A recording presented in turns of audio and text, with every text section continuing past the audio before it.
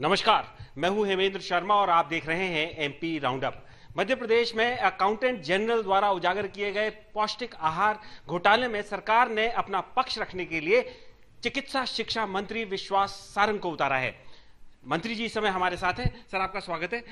बहुत मुश्किल काम दिया है सरकार ने। आपत्ति है, आप घोटाला बोल रहे हैं। ये घोटाला नहीं है, कहीं घोटाला नहीं है। देखिए, आपको थोड़ा सा समझना पड़ेगा। आपने बोला कि एजी की रिपोर्ट है, तो एजी की ये ड्राफ्ट रिपोर्ट है, ये फाइनल रिपोर्ट नहीं है।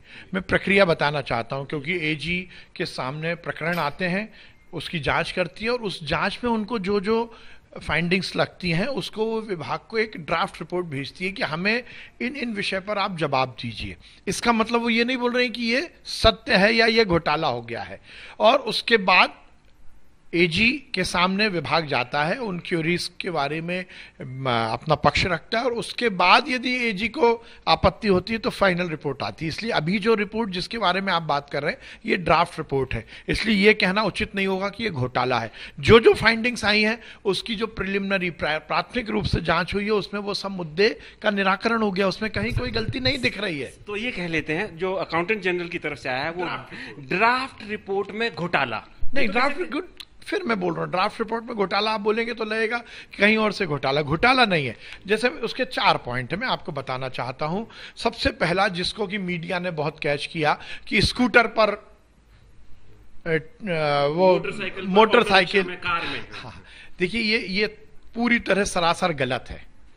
यदि ट्रांसपोर्टेशन हुआ पोषण आहार का तो वो केवल और केवल ट्रक में ही हुआ। एक लाइन में अच्छा सुन, मेरे को लेट मी फिनिश।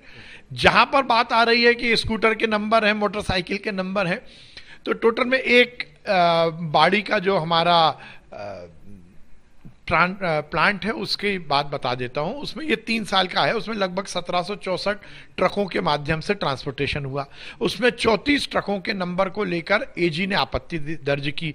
अब जब वो आपत्ति की जांच की गई तो उसमें ये तथ्य सामने आया कि वो किसी आदमी द्वारा, जो भी वहां पर कर्मचारी था, उसकी लिपिकीय त्रुटि थी। उसने MP04 की जगह MP09 लिख दिया, MP23 की जगह MP25 लिख दिया। अब हो सकता है भोपाल में वो रजिस्टर्ड गाड़ी ट्रक है, पर इंदौर में हो सकता है वो स्कूटर हो, और ये एक जगह हुआ। इसी की काउंटर स्लिप 3 जगह और थी, वहां सही था। तो कहने का तात्पर्य है कहीं नहीं, आपने बिना तथ्य के आप लोग शुरू हो गए। अच्छा, मुद्दा यही था, कहीं भी ट्रांसपोर्टेशन में गलती नहीं है। जहां ऑटो की बात है, निश्चित रूप से ऑटो से हुआ। वो ऑटो से इसलिए हुआ कि केवल 16 बैग को ट्रांसपोर्ट करना था, तो वो ऑटो से हुआ। अच्छा, बाकी ट्रकों से ही हुआ और उसका फिजिकल वेरिफिकेशन कर लिया गया। अकाउंटेंट जनरल की रिपोर्ट में जो ड्राफ्ट रिपोर्ट है जिसको आप कह रहे हैं, मैं इस पे बाद में एक बार और सवाल करूंगा, लेकिन उसमें एक जगह ये भी लिखा है कि कई जगह ऐसा भी पाया गया कि गाड़ियां उस नंबर की है ही नहीं। वो क्या है? नहीं, कहीं नहीं। उसके आर्ट है उन्होंने उसमें गलत है। वही मैं बोल रहा हूँ, मैं निवेदन आपको यही कर रहा हूं।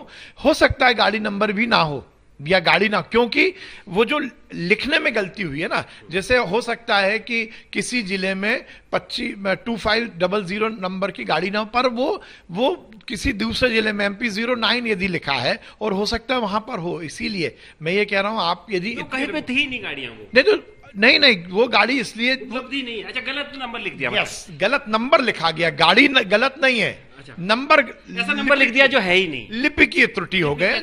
अच्छा, वो भी कितनी 1764 में से केवल 34। अच्छा, मान लेते कहीं भी ऐसी बात नहीं है। वो गाड़ियां थी, ट्रांसपोर्टेशन हुआ, उसका फिजिकल वेरिफिकेशन हो गया, आरटीओ के माध्यम से वो गाड़ियों का फिजिकल वेरिफिकेशन हो गया है। अच्छा, अब दूसरी बात, आपने उस अकाउंटेंट जनरल की रिपोर्ट में लिखा है कि 36 लाख का आंकड़ा सबसे पहले आया और उसको जो है घटाकर 5.5 लाख कर दिया। आप लोगों ने जो सफाई दी है 5.5 लाख कर दिया, ऐसा अकाउंटेंट जनरल की रिपोर्ट में लिखा है। आपने जो सफाई दी है, जो सर्कुलेशन में आया है, उसमें लिखा है कि ऐसा तो कोई बात ही नहीं है, 2.5 लाख है। वो मैं फिर निवेदन करना चाहता हूं, देखिए इस पर लगातार काम हुआ है और क्योंकि ये आंकड़ों, मेरा सवाल ये है कि अकाउंटेंट जनरल 36 लाख का फिगर कहां से? नहीं, आपने समझा नहीं। वो 3 साल पहले है। 3 साल में ये घटते घटते जिस प्रकार से आईटी सॉल्यूशंस को लगाया गया, जिस प्रकार से वेरिफिकेशन किया गया, ये सुनिश्चित किया गया कि जो बच्चे स्कूल नहीं आ रहे हैं उनको ही ये पोषण आहार जाए, उसकी पूरी मैपिंग हुई।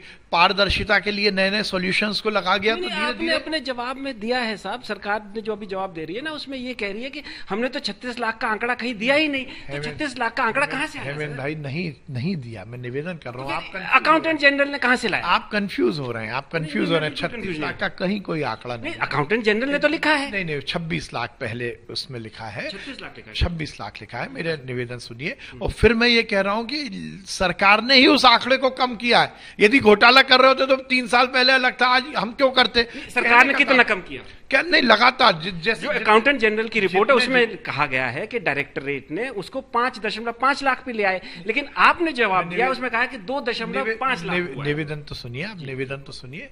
देखिए, हर साल के आंकड़े बदलेंगे, क्योंकि किसी साल में हो सकता है बच्चे स्कूल आ रहे हैं, किसी साल में स्कूल में बच्चे नहीं आ रहे, पहली चीज। फिर जब ये इसको पूरी प्रक्रिया को पारदर्शी करने की क्या निर्णय लिया गया और इस पर काम किया गया, तो आईटी सॉल्यूशंस को उसके साथ इन्वॉल्व किया गया। जब आईटी सॉल्यूशंस हुए तो लगातार उसमें पारदर्शिता आई और जो नंबर्स हैं वो सामने है। यदि आप बोल रहे हैं कि पहले 26 लाख दिए थे और बाद में 50,000 दिए, तो ये भी सरकार ने दिए। ये कोई अलग से कोई जांच के बाद नहीं निकले।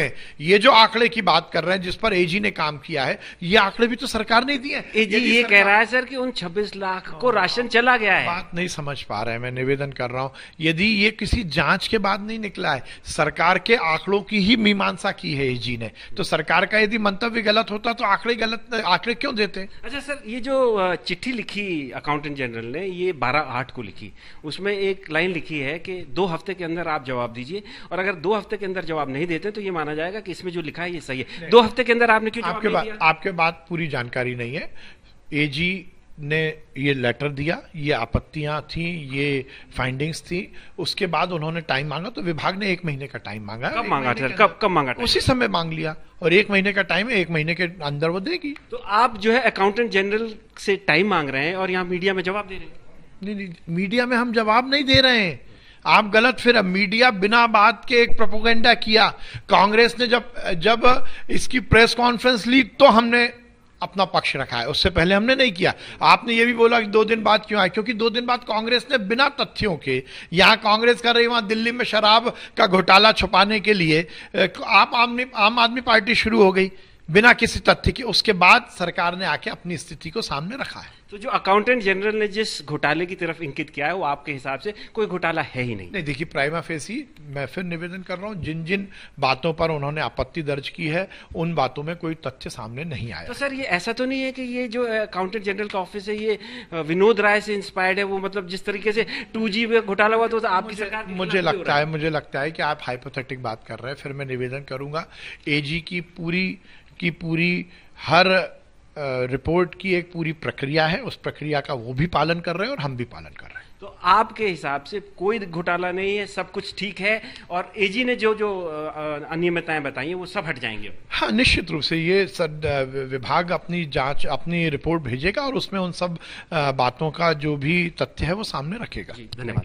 तो मध्य प्रदेश सरकार के हिसाब से कोई घोटाला हुआ ही नहीं है। अकाउंटेंट जनरल ने जो तथ्य सामने रखे हैं उसकी सफाई दे रहे हैं। 15 दिन के अंदर सफाई देनी थी, दे नहीं पाए। 1 महीने का टाइम मांगा है, 1 महीने के अंदर सरकार के हिसाब से सफाई दे दी जाएगी। लेकिन जनता अभी भी जानना चाहती है कि गरीब बच्चों का राशन आखिर गया तो गया कहां। एमपी राउंड अप में आज सिर्फ इतना ही। कल फिर मुलाकात होगी, तब तक के लिए थैंक यू, गुड बाय।